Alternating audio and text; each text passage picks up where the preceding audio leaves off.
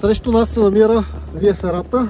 Тя сме посредствена близост до Харамийска пещера и до Проходна пещера. Всички тези забележителности се намират в Триградското ждрево. Това срещу нас е Триградското ждрево. От тук се вижда пещера Дяволското гърло, музея на мечката и малка част от Вия Ферата. Вия Ферата е построена 2010 година и се намира в самото Триградско ждрево. Това е карта на село Триград, която започваме с музея на мечката, местото, откъдето тръгваме за Вия Ферата, така наречения железен път. Какво представлява? В скалата са набити метални стъпала, по които се катерим до Люляковата пещера или равни дупки. Там се намира площадка за наблюдение на птици, в която може да наблюдаваме скаласката. Ще видим и родовски сильверяк или безсмъртничето, безсмъртното цвете.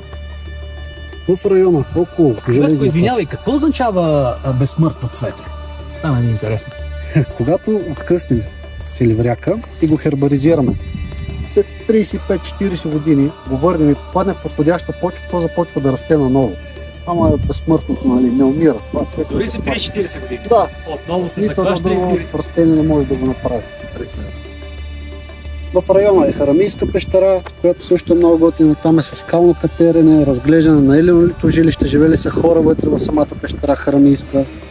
След което ви спуска трапел. Дясната страна на Триградското ждрево е куха, вътре има огромна зала. Пускат ви от върха на залата додолу с рапел, с въженца. Самия метод се нарича рапел. След което се качвате до върха на ждревото, отново наблюдавате птици и растения и се връщате обратно в Триград.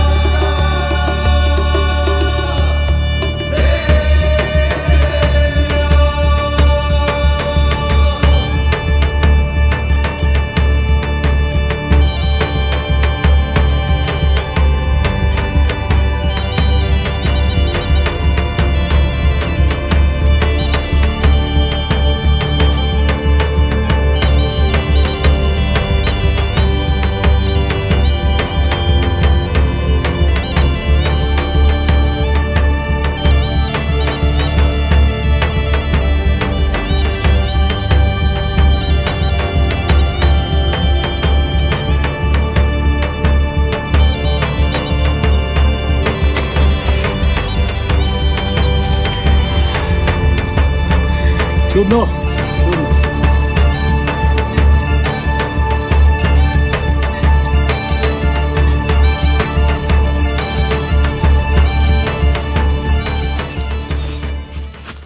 Сега в момента се намираме на площадката за наблюдение на птици и растения. Ето тук може да видим родовски сильверяк, така нареченото безсмъртно цвете, което име носи клуба. А срещу нас от другата страна е ждревото, Триградското ждрево.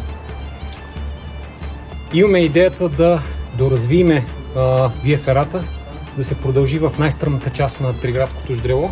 Така изживяването ще стане още по-незабравимо. Има едно много красиво стадо диви кози, които са задържали тук отгоре на върха и така може би ще може да се насладим и на тяхната красота. Със сигурност ще е нещо невероятно. Очаквайте скоро.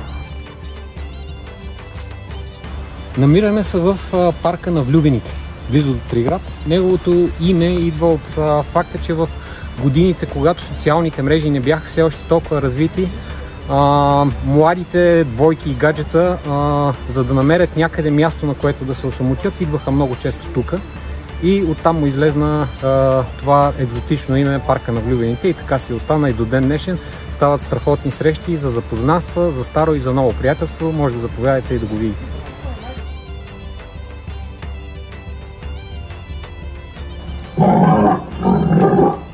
Oh,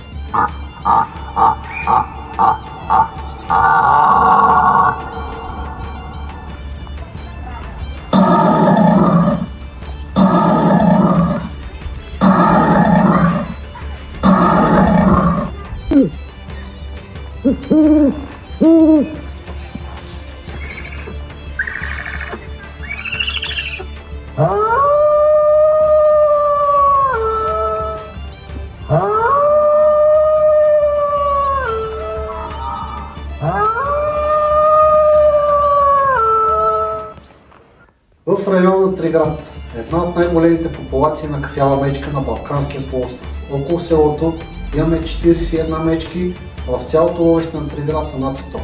Череп на пещерна мечка. Този череп е на 14 000 години.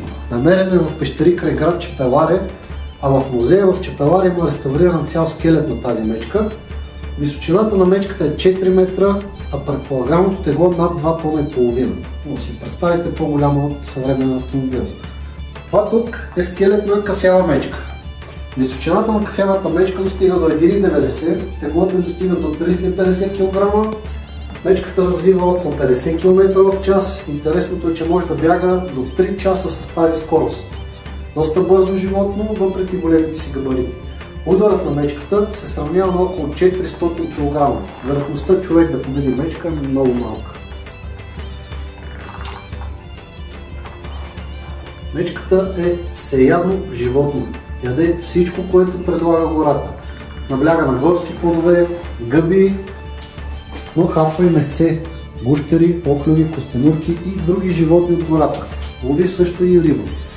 Тайният живот на мечката. Мечката може да ражда докато спи зимния си сън.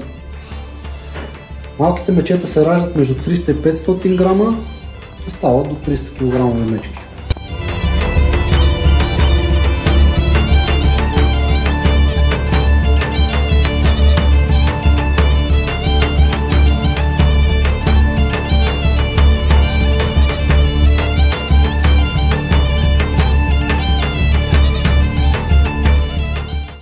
Това е госпожа Аделина Чолакова, кмета на Триград, която е и гайдарка, типична родопчанка. Ами тогава да ни свирите нещо.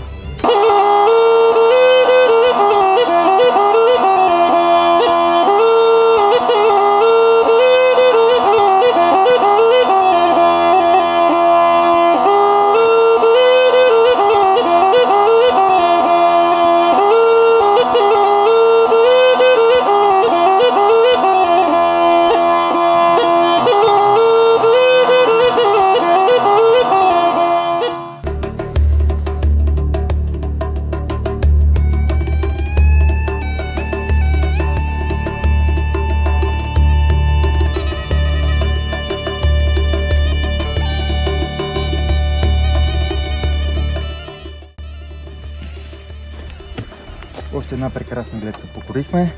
С помощта на сароните успяхме да стигнем до върха на Триградското ждрело. Пред нас е съществената, най-близката точка на двете скали на ждрелото. Долу в ниското се вижда пещерата, отзад замъка Флорок, музей на мечката. В другата посока виждаме Кирските езера, село Чамуа. С помощта на сароните стигаме до всички тези прекрасни кътчета. Те са много по-лесни за каране, отколкото истинските мотори, нямат скорости, нямат съединители, просто газ и спирачки. Изключително лесни и удобни за каране, както от малки, така и от големи. Важното е да имаме желание и да сме готови за приключения.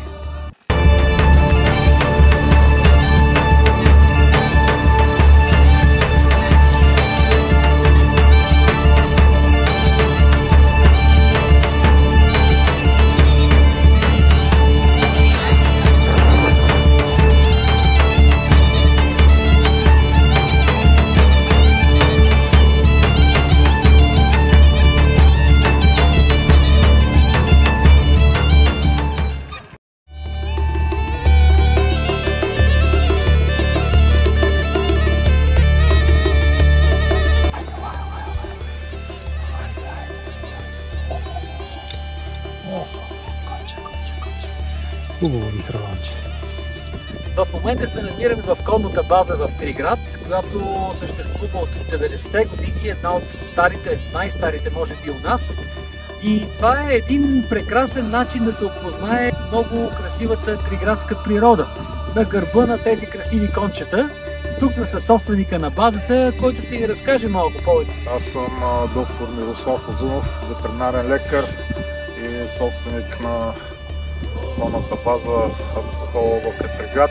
Имаме около 16 дитни кончета в клонната база, с които извършваме тази дейност.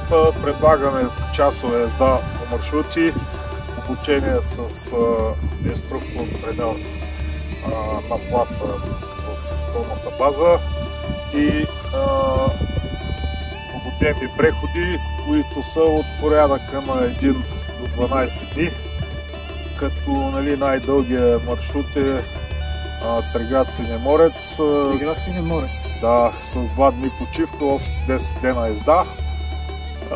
На ден минаваме около между 40 и 60 км върху гърба на коня с различните алюри, тръс, галоп и ходом, сменяйки ги където позволява терена. Тук в района предлагаме едночасови и двучасови разходки за начинаещи, като ги водиме до най-близките маршрути, които са от клонната база до село Ботипат до границата за 1 час отиване и за още 1 час връщане. Да. Имаме и лъчова езда, която е от различни лъчи от клонната база. Отиваме по един маршрут, пък се връщаме по друг.